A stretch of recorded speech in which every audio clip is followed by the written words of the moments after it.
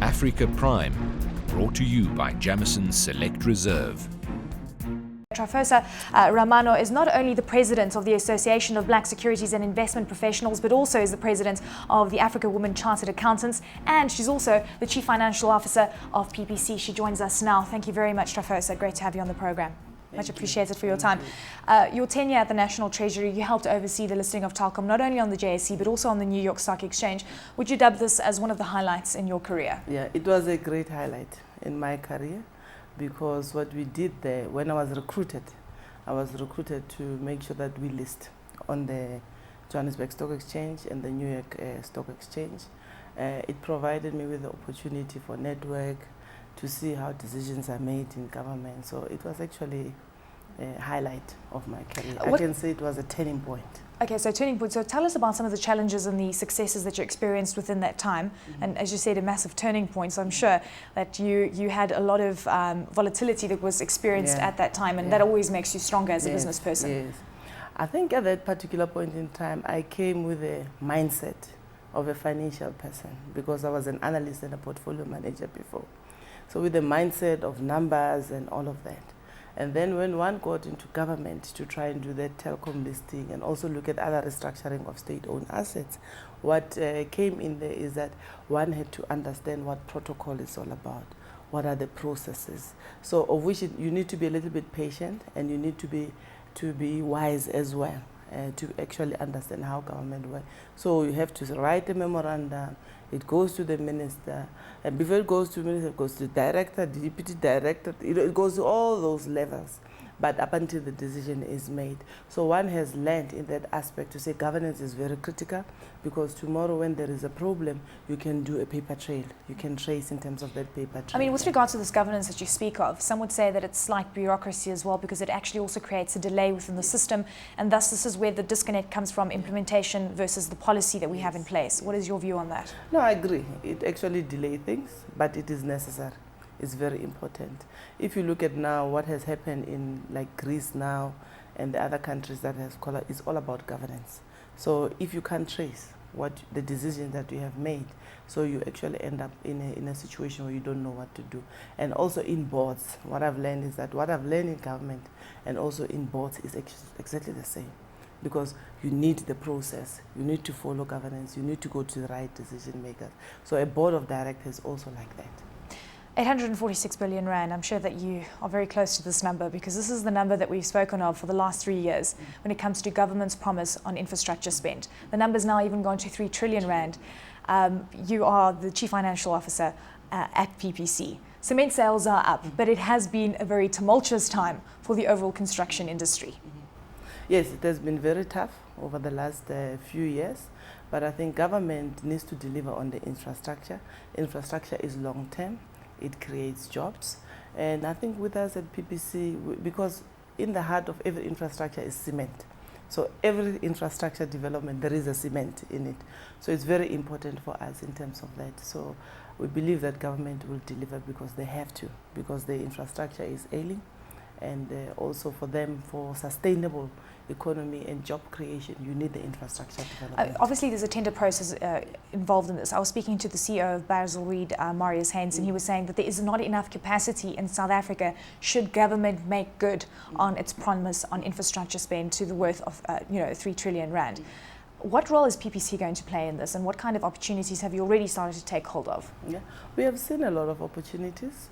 And the way we work in PPC, we rely on construction companies, and also we rely on ready-mix companies, because those are the ones that go and tender for those particular, so we don't tender directly ourselves, and we also supply to the retail market.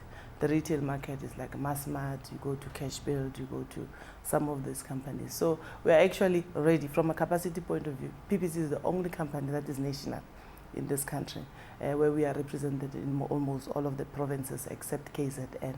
So whenever there's opportunity like this, we know that we will actually benefit because of construction companies needs to get access to the cement, which is closer to where they are doing the business, because transporting cement is very expensive. Together with the infrastructure spend program that government has now put in place and hopefully is going to materialize, because this is what the overall construction industry is waiting for, they also hope that job creation is going to come along with it. It obviously is up to the private sector, because when government spends, you should be then putting that through to job creation. What kind of numbers are you foreseeing going forward? Oh, it's a difficult question, but it's actually quite sizable numbers with this type of infrastructure development, because for every infrastructure related project, you get lots of contractors, you get lots of people that you can get onto the job. So it becomes a flexible sort of market. We've seen through the World Cup, when there was a building of the roads, many people were actually employed, but on a contract sort of basis. So it will create quite a lot of jobs in there. What's quite interesting, I mean, you mentioned Greece, for example, and we know that a lot of the externalities affect, the South African market as well. What do you think is the major undermining factor to job creation in South Africa within the private sector? Do you think that it is about sentiment? It's about sentiment, but at the same time, we also need a flexible labor market. And then also, the other thing is that if the government continues spending on infrastructure, that creates sustainable job creation, because you have to have a balance between government and also the private sector. But if the government doesn't spend, the private sector doesn't come in, because the private sector has to pay tax, has to do all sort of things. So it becomes a spiraling effect in terms of sustainable economic development. You spend on infrastructure, it will stay there for years, but also it creates other opportunities. You spoke of a flexible labor market. What do you make of the unions and the fact that they are asking for wage increases above inflation? Do you think that that actually hampers the job scenario in South Africa? You have to look at the economy as a whole. If the economy is not growing at that significantly and the inflation is not that great, so it actually squeezes on the private sector. For example, if you look at on the private sector, you have to look at this inflation, which is a CPI, which is about 6% now. But when you look at the PPI, PPI is about 10%. Producer price inflation, because it's electricity, it is water, it's all the administered prices. So, and the more now you have increases which is higher than that, then it squeezes on the private sector in that aspect. Okay, let's also talk about the upheaval within the South African business community, looking at BUSA, looking at BBC factions as well. Does seem to have settled for now. I can see you're already smiling on this. What is your view with regards to all the issues that have played out? I think it has settled. There is a role for black business in this country, and there is a role for ordinary businesses. So what we have is that you saw with the BUSA and BBC, there was a lot of disconnect in there, but you also need unity for the success of this country.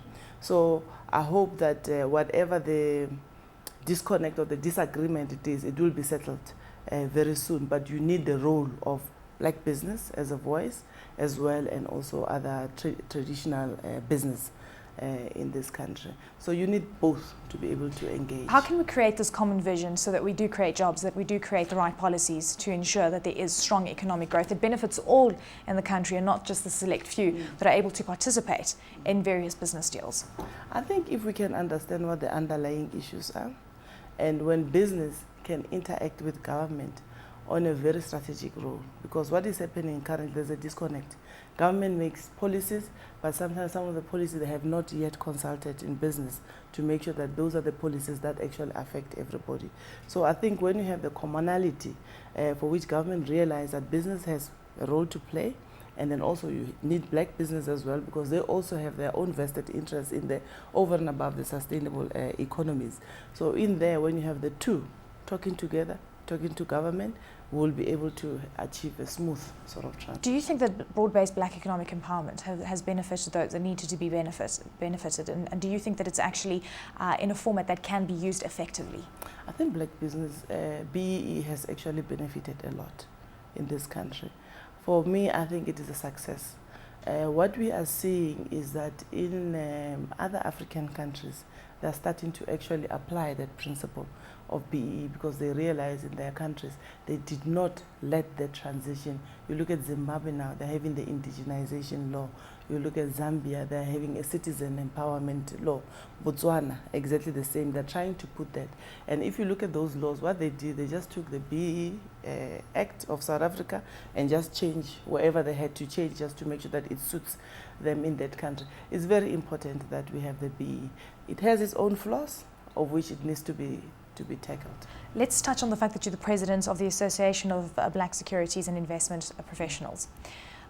You were talking of the fact that you had a very strong markets and financial focus prior to becoming a board member and looking at Telkom, overseeing the listing of Telkom.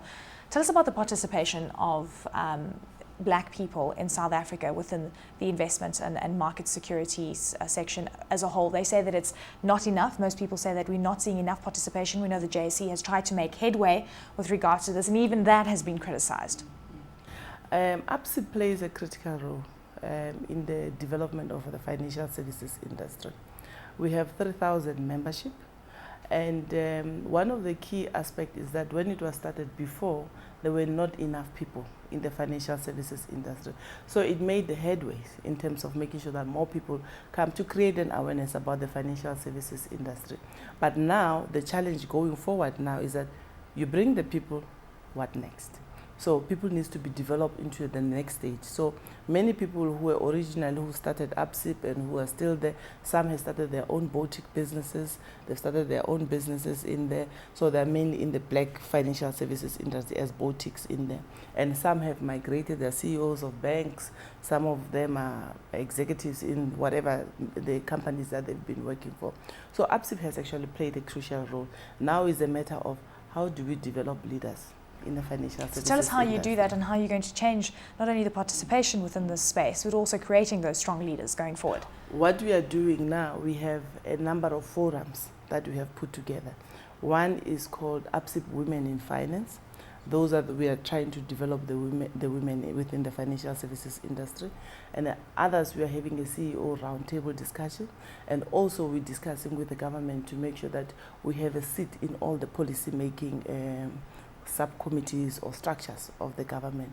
So now when you look at the financial services charter, the one that is already out now, the draft code, it's been gazetted on the 2nd of March for comment for 60 days.